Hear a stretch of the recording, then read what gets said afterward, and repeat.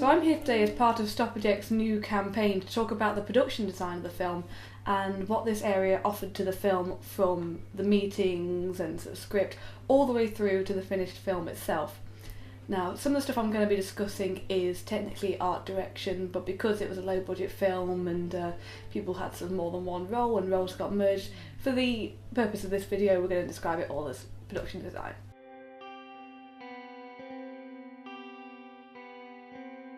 So when you first get the script, not only is it important to know who the characters are and what happens in the film, but you've also got to go through the script and basically highlight anything that references props or set or anything like that, and you've got to make a list of those things so that you know what you've got to buy. And the best way to do this is through a script breakdown, where you basically go through each scene, say what happens in the scene and what type of set you need for that, as well as which props are handled, that kind of thing. Pretty early on I also had my meetings with Neil and discussed what he wanted the production design to do in the film and what he wanted it to do to emphasise the characters and support the world of the film. And he was very keen straight away to have the colour scheme, which basically represented the mood of the characters. So big sort of warm autumnal colours for when she's happier, going through into moodier, bluer, colder tones for when she's lost Dan, and then slowly coming back to the warmth of the earlier sort of colour scheme when she starts to regain her life. I also knew I'd be working very closely with costume designer Katie Lake to make sure that our work was completely in sync, so that we were both sticking to the same colour scheme and tones to really benefit the characters and the mood of the film. Neil's influence on the colour scheme was actually from quite an unusual source. He found an old coffee cup and that had a lot of sort of autumnal tones in it, and also quite 70s colours and print on the cup itself, so that ended up being our main influence for what the colour scheme should be and the style of it. So we ended up looking into a lot of 70s colours, which were really fashionable at the time when we started making the film. The main colour that was really popular at the time was like a mustard yellow, and that became my base colour for the colour scheme. Next up was the location recce's, and that was all based in one singular area of Derbyshire. All the locations had to be accessible from each other by car, so we had a certain area we could scout around in.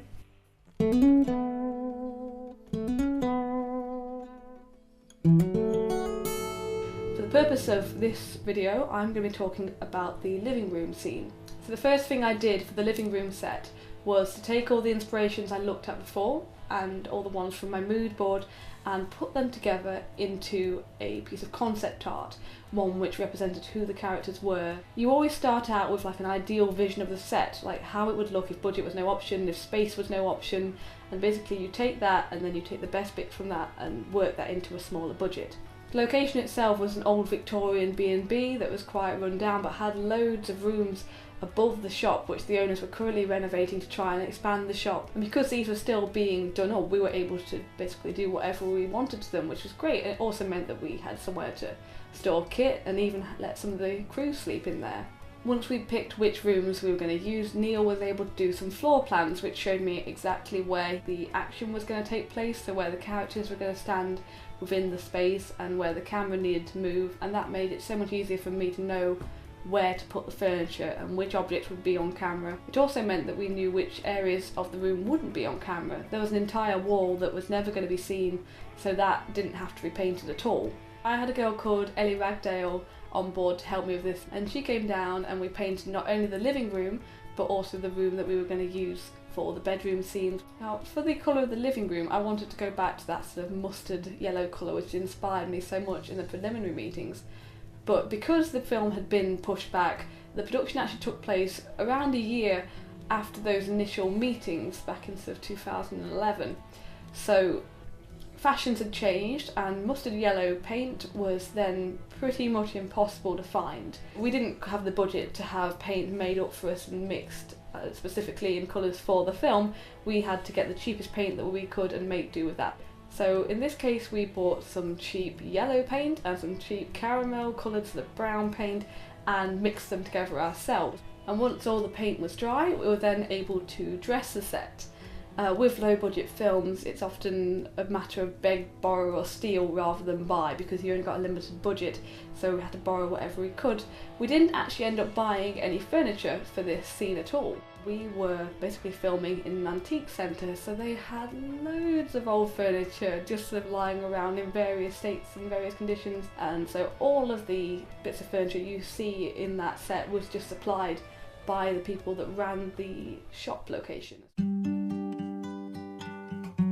Set dressing for this scene was particularly important because it was the character's home, so everything that lived in there with them basically needed to look like it belonged to them. There needed to be a reason for them to have that kind of thing on set. It needed to represent who they were, not only as individual characters but as a couple as well. Kate's character was a costume designer, so a lot of her things not only had to be practical for a costume designer but also represent the fact that she was very crafty, such as the mannequin that you see in the background and haberdashery items, sewing boxes, that kind of thing.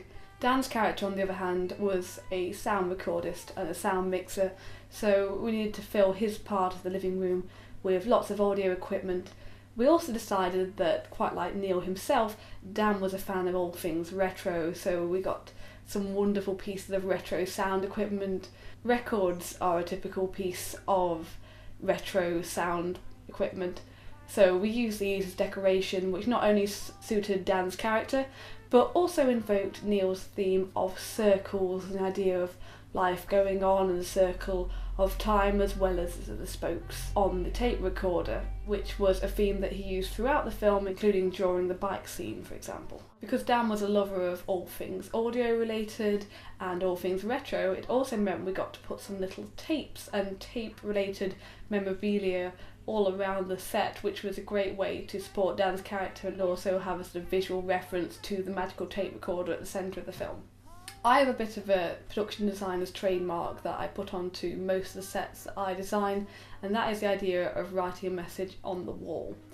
And in this case I chose the word live because I think that is the message of the film. It's about life and death, and it's about looking back and treasuring your life, but it's also about sort of moving on and living in the face of grief. And it also made sense for Kate's character to have or to make fabric letters and put them in the home, so that's the kind of thing that she would make and do, and so it completely suited her character to have those there. And then that whole wall was filled with other objects, such as paintings we'd found around the shop itself and photographs we'd taken of the actors once they'd finally met each other and put around the wall to suggest a long and happy life that they'd had. So a lot of work went into this set, and a lot of people put their time into making the set what it is, but you have to be fairly eagle-eyed to spot it in the film. It has two appearances. One is towards the end, and that's its main appearance in the film when Kate is going through Dan's things, and the other one is it appears briefly in the montage sequence in the middle of the film when she's a bit more depressed.